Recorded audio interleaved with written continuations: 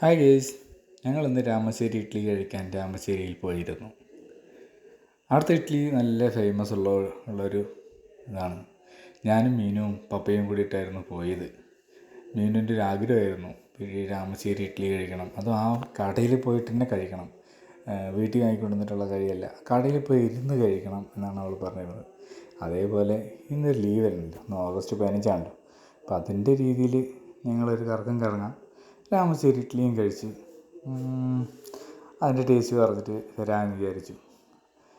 പപ്പയ്ക്ക് പിന്നെ രാമശ്ശേരി ഇഡ്ഡലി പറഞ്ഞാൽ ഭയങ്കര ഇഷ്ടം. സൂപ്പറാണെന്നാണ് പറയുന്നത്.